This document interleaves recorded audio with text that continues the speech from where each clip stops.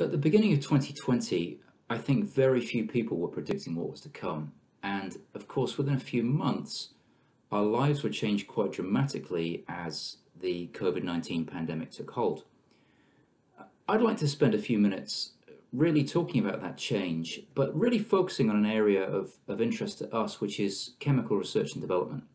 And I'd like to talk about some observations of how some companies adapted, how they changed, and how they've overcome the challenges that this pandemic presented us all. Of course, the pace of change has been quite dramatic, and I think I read somewhere that it's been 10 years worth of change from a technology point of view, and it's happened in the last 6 months. And of course, the biggest one that we're all familiar with is the adoption of video calling. Everybody's now working from home, or at least 50% of the population seem to be, if you read various articles. And as we adapt to this change, many of the changes that are happening in our lives, I think, are probably permanent. And the chemical R&D lab is probably no different. In fact, it's been very interesting watching how companies have adapted their work practices and the way their employees work, trying to overcome the various challenges that this pandemic has provided us.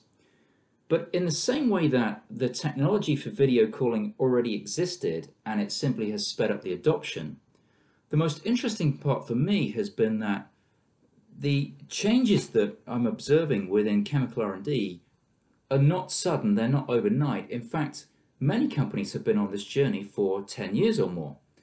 And the reason they've been on that journey is the desire to increase their productivity. In doing so, they're gaining more information per experiment, learning more about their project in a shorter space of time. And of course, they're overall driven by this desire to deliver products and processes, right first time, on time.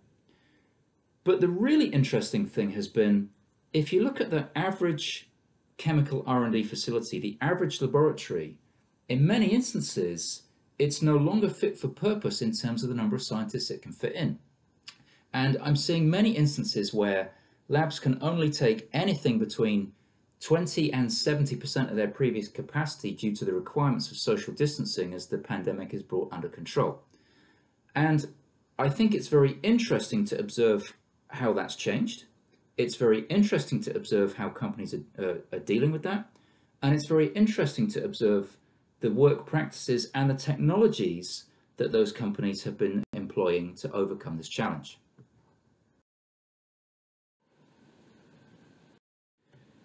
But before I talk about the technology, I'd like to just spend a couple of moments and talk about the observations of the impact of these shutdowns, these unexpected lockdowns that have happened to the industry, and to talk about the impact that that's had on the productivity of various organizations.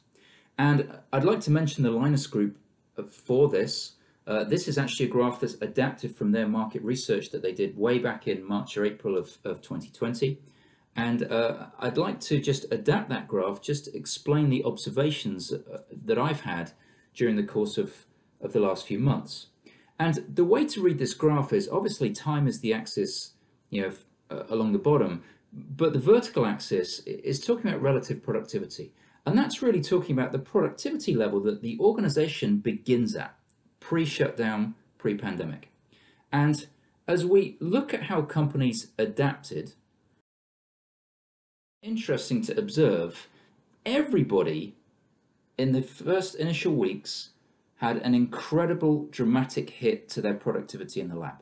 Of course, sites were closed temporarily, people had to figure out what was going on, workers were sent home to work from home, and of course the impact on experiments in the lab was quite dramatic. Then what happened is every company went through a phase of planning what to do next. Focus was really diverted away from normal work as people tried to figure out, how do we manage our way through what's to come in the coming weeks and months. And as they thought about that, everybody really had to think about, I think, a core set of challenges. I already mentioned that many labs can take anywhere between 20 to 70, 75% of their previous number of scientists. And so how do you do the number of experiments that you need to do when you don't have that normal level or number of scientists in your laboratory, that's a challenge. Of course, and then as scientists adapt to that, we saw the initiation of a number of new processes and working practices. And of course, there's then a change management aspect in terms of helping your scientists through that change. The other thing I'd just like to mention is, of course, one of the big things that we saw was large numbers of people working from home. And in fact, if you look at the Google statistics, it's very clear that it was kind of, 50% or more of people working from home. And very commonly, we saw scientists come into the lab, set an experiment running, and then go home for the rest of the day to, work on whatever they were working on. And what that really drove was a need to be able to collaborate from distance as people working from home. Now, of course, tools like the video calling really helps in terms of that, so that people can really interact with each other. But of course, the big thing that many people didn't consider in that was, how do you share data, often large data sets, across multiple scientists on a project team, such that you can have good collaborative work going on. And of course, that's another challenge that had to be overcome during the course of this.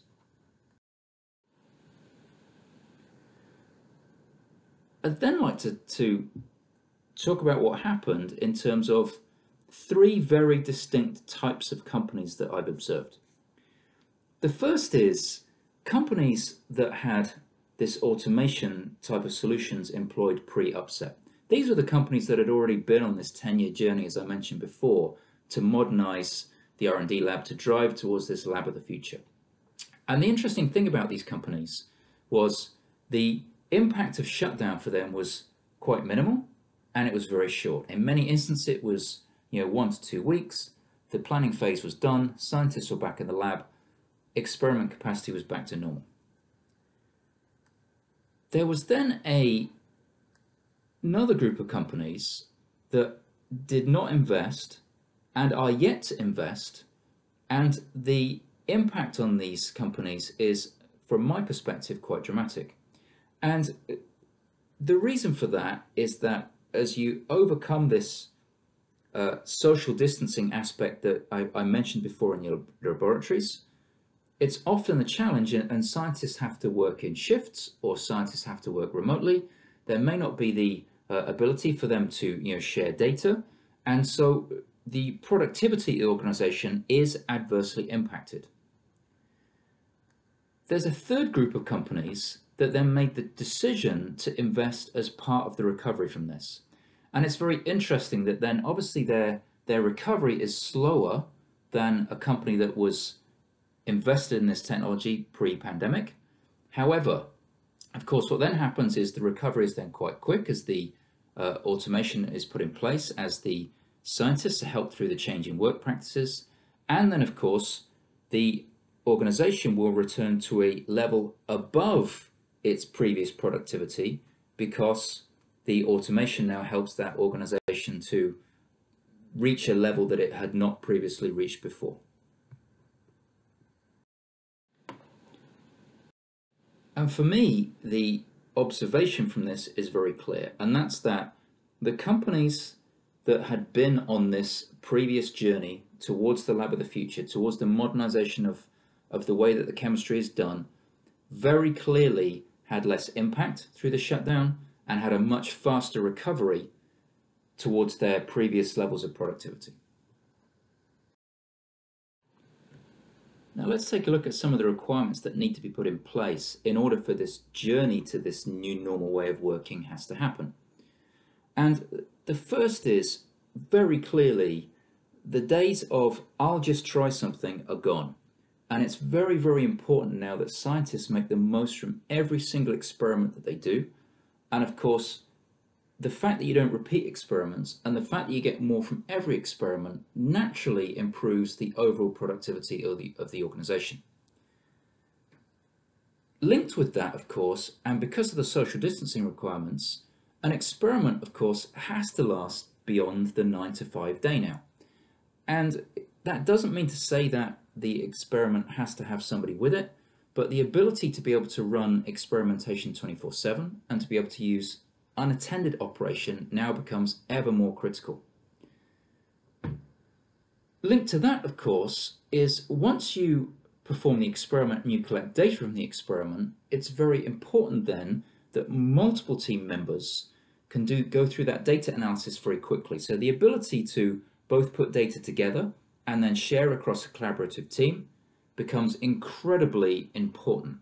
And it's really an important consideration to make sure that the company systems are able to share that data across a project team, and in some instances multiple project teams, and in some instances collaborative partners, to enable that collaborative working approach to work, even though people are, in many cases spread across multiple locations.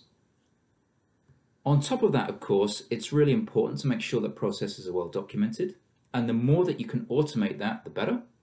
And of course, the beauty of making these changes and putting them in place is, should we be unfortunate and suffer future lockdowns during the course of this pandemic, or indeed we experience any other future upsets for whatever reason, the organization is now future-proofed, if you like, to make sure that it's not impacted adversely by those things again.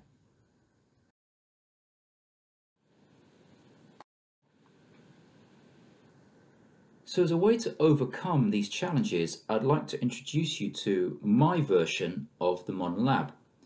And very simply, it's a controlled lab reactor that can be run 24/7, records everything that's done.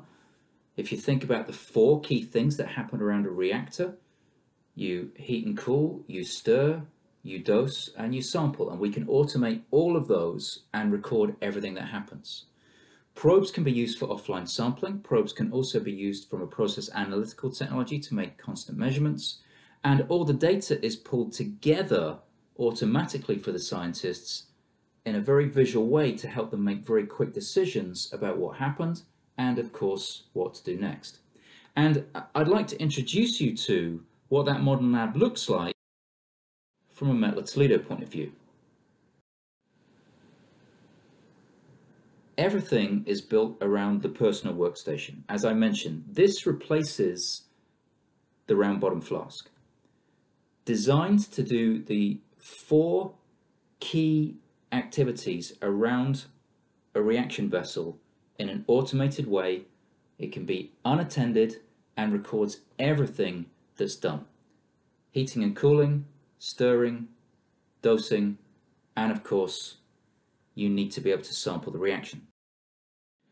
And the sampling of the reaction is done via 2 mechanisms. The first is with Easy Sampler, and Easy Sampler is a probe device that takes a reaction sample and quenches it actually at the reaction conditions within the tip of the probe itself.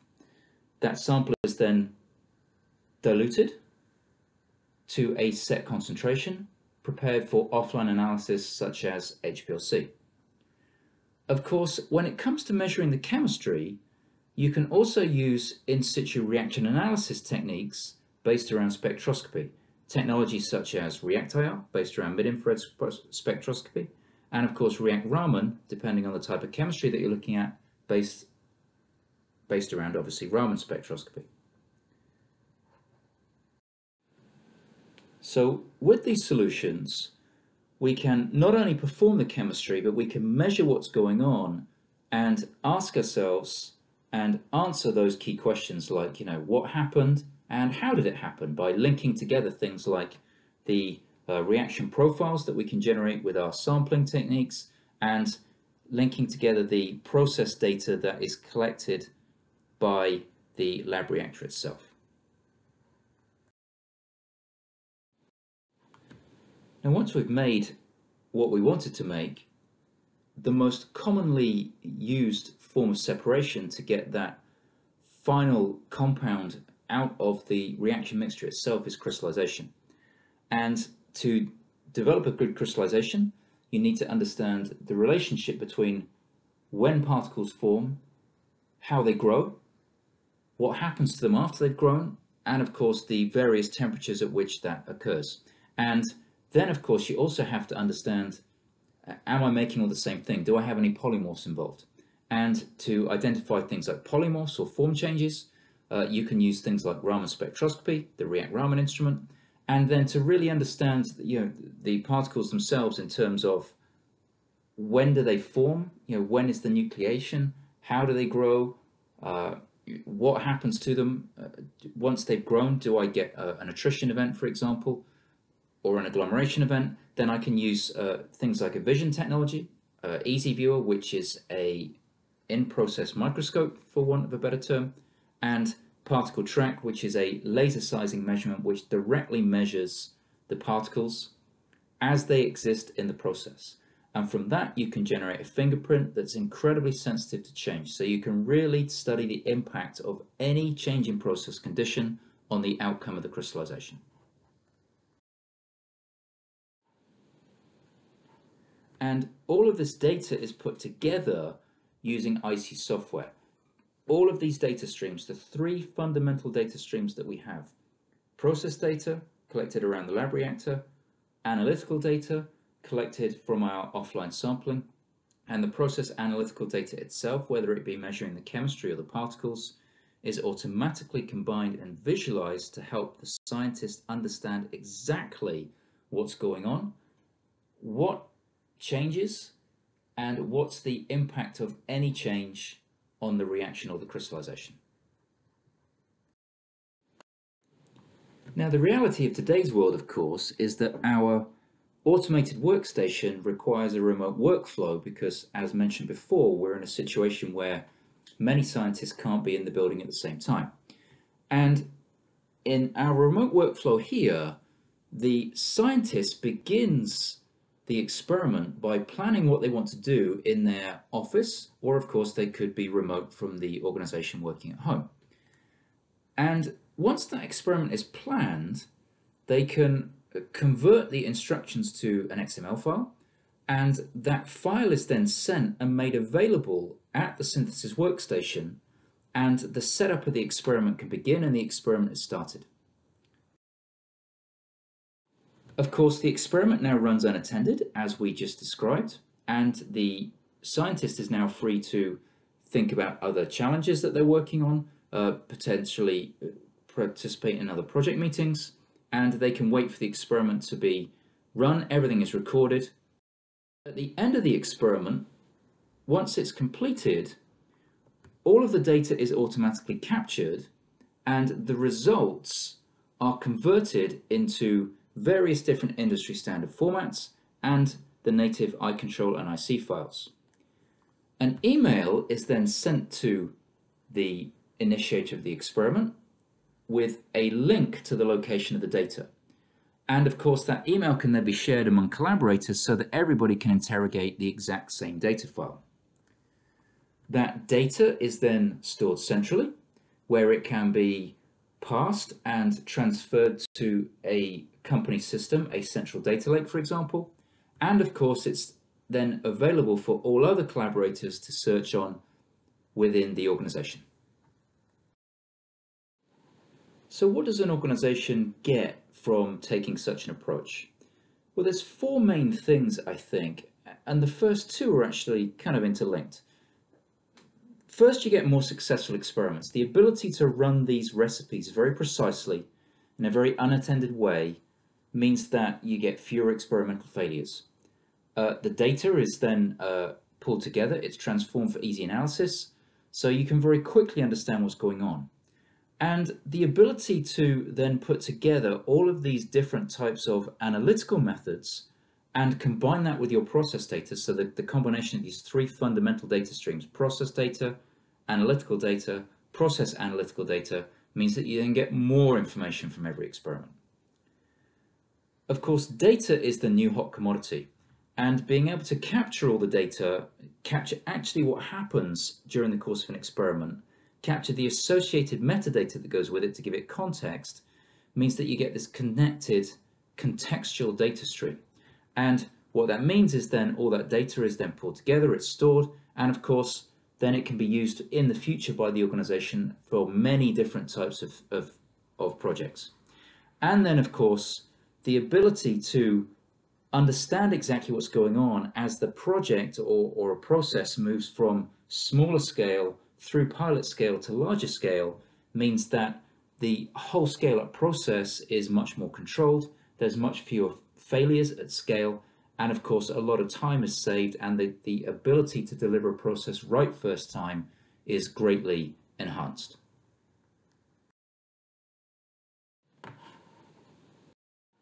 Now, this is a topic I'm passionate about, and of course, what else do you do during lockdown other than write about what you're seeing? And I'd like to invite you to take this journey with me as we move towards this lab of the future. And I've written more about these observations in this article.